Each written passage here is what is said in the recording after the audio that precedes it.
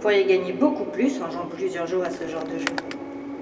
Est-ce que ça vous tenterait d'essayer? Il nous reste encore quelques places. Appelez quand vous voulez.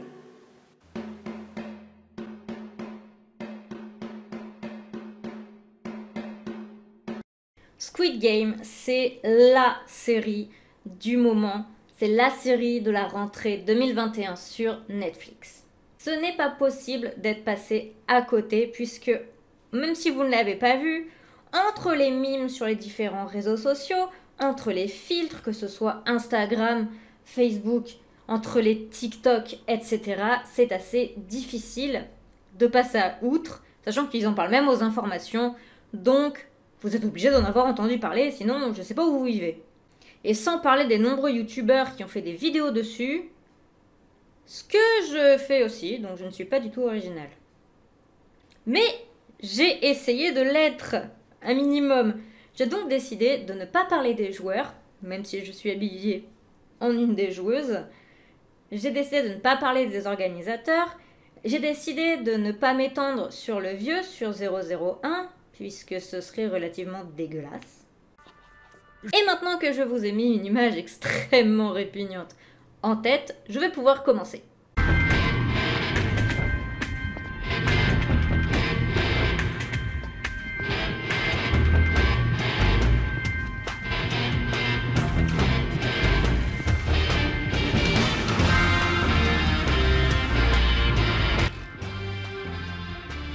Ça tourne.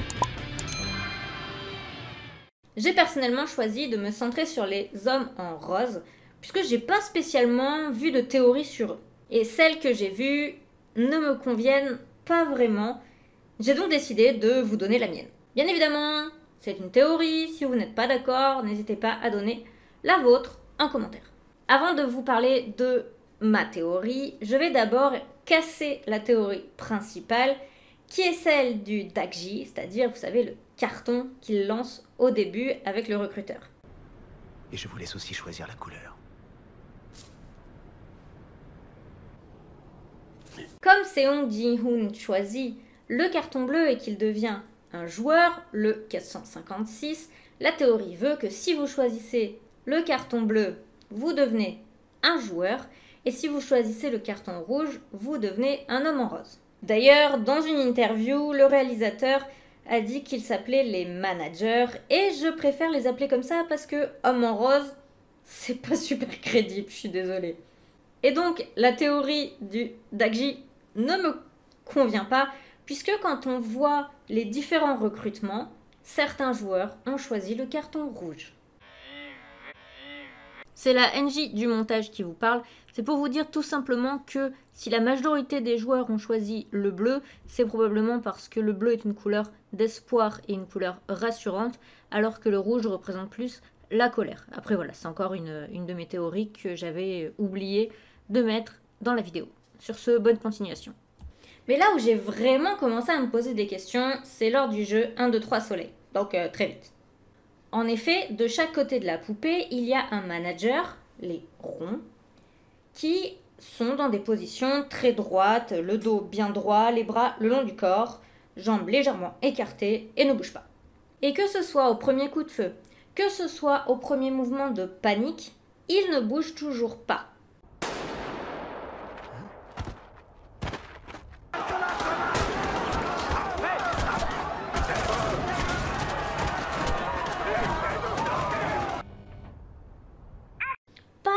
Sursaut, pas un mouvement, rien du tout. Ils sont complètement statiques. Et vous allez me faire croire que des hommes qui ont été choisis au hasard, qui n'ont donc jamais vu spécialement de champ de bataille à ce point-là, et qui du coup ne disent rien aux gens alors qu'ils savent qu'ils vont mourir, ne sursautent pas, ne font rien et ont juste été recrutés avec un Dakji, moi j'ai du mal à y croire.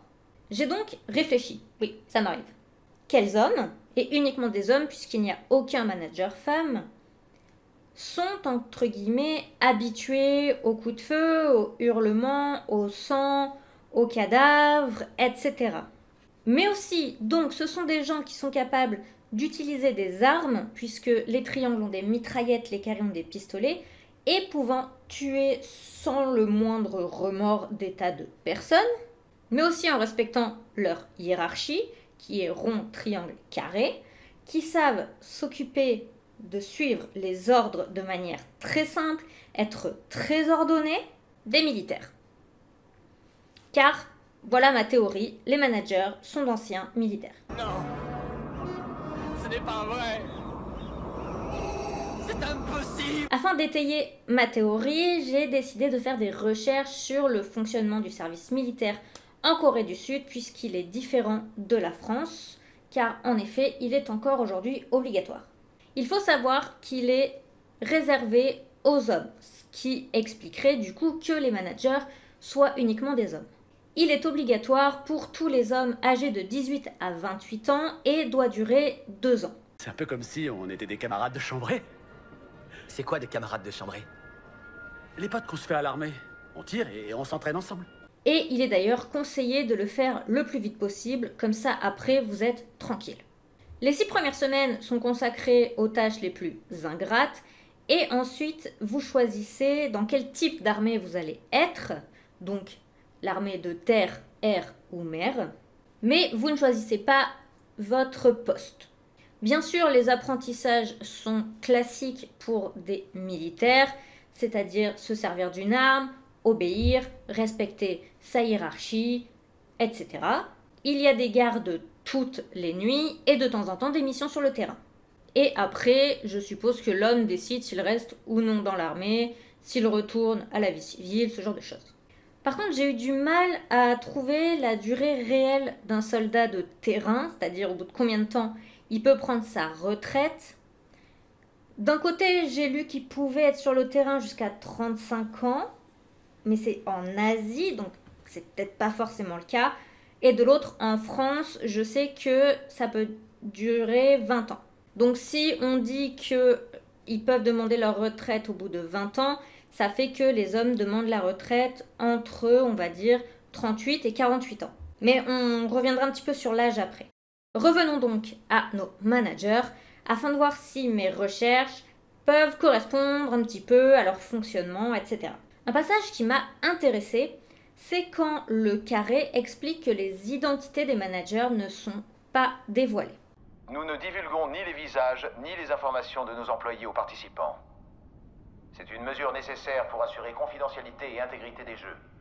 Merci de nous comprendre. De ce que je sais, en France ou aux USA, chaque personne ayant participé à l'armée possède un dossier, ainsi que quelque chose exactement, je ne sais pas quel type de document, en tant qu'ancien militaire. Ce qui fait donc que si c'est des anciens soldats, ils ont forcément un dossier expliquant donc qu'ils ont été dans l'armée. Il se peut que ce soit pour ça qu'ils cachent leur identité, et en plus, du coup, le masque sert aussi à montrer leur grade dans la hiérarchie, puisque le grade, c'est hyper important dans l'armée. Le carré, il arrive au centre, c'est le seul qui parle, donc clairement, c'est le carré qui est en tête. C'est lui le plus haut gradé. Ensuite, nous avons les triangles, ceux qui sont armés de mitraillettes. Et en dernier, nous avons les ronds qui n'ont pas d'armes. La preuve. Tu as oublié les règles? Tu ne parles à ton supérieur que s'il t'y autorise. De plus, ce sont les ronds qui, en plus d'être obligés de garder un silence total, ont les tâches les plus ingrates.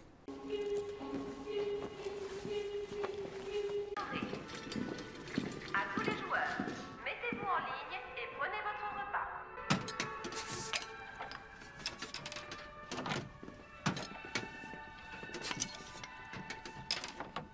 Et en tout cas pour les ronds, je ne sais pas trop pour les autres, ils ont un confort extrêmement minimaliste. Clairement, on ne peut pas faire moins. Évidemment, ça rajoute au côté militaire, on n'est pas à l'armée pour être en vacances, on se sert du strict minimum.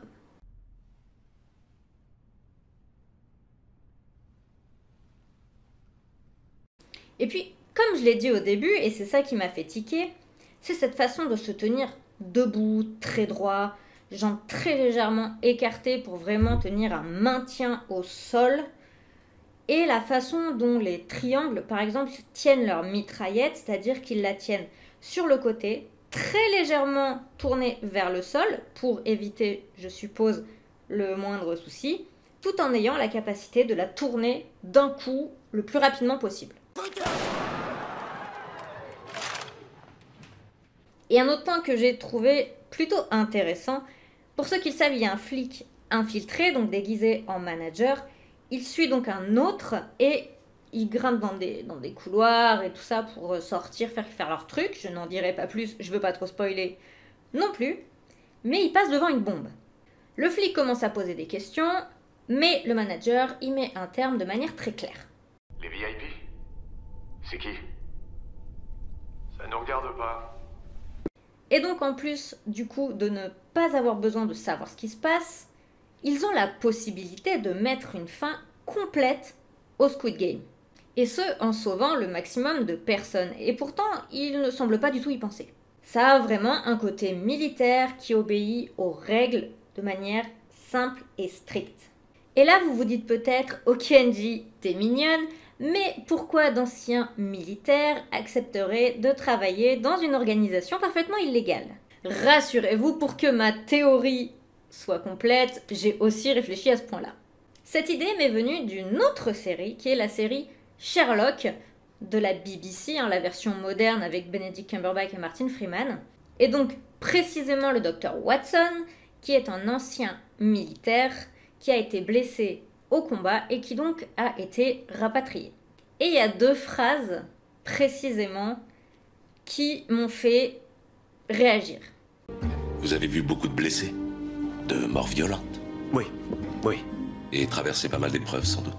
Bien entendu, oui. Assez pour remplir une vie et même plus. Vous voulez remettre ça? Oh que oui. Vous n'êtes pas hanté par la guerre, Dr. Watson. Elle vous manque.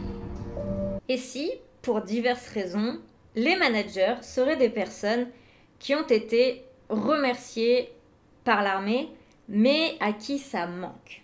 Que ce soit d'anciens blessés, comme pour le Dr. Watson, mais ça peut être aussi des retraités, des personnes qui ont fait de la merde, clairement, des personnes qui n'ont pas pu être prises après leur service militaire, etc. Après tout, dans le Squid Game, les joueurs sont recrutés en fonction d'un dossier montrant à quel point ils sont endettés, à quel point ils ont fait des erreurs, etc. Et comme je l'ai dit, il existe forcément des dossiers d'anciens militaires et ne serait-ce que des dossiers des personnes ayant fait leur service militaire. Alors pourquoi ne pas aussi recruter du coup leur manager en fonction de leur dossier? Et leur grade leur serait donné soit en fonction de leurs états de service dans l'armée, soit en fonction du temps qu'ils passent dans le Squid Game, leur permettant peut-être d'évoluer, je ne sais pas exactement du coup à ce niveau-là. D'ailleurs, en tout, on voit les visages de 3 managers.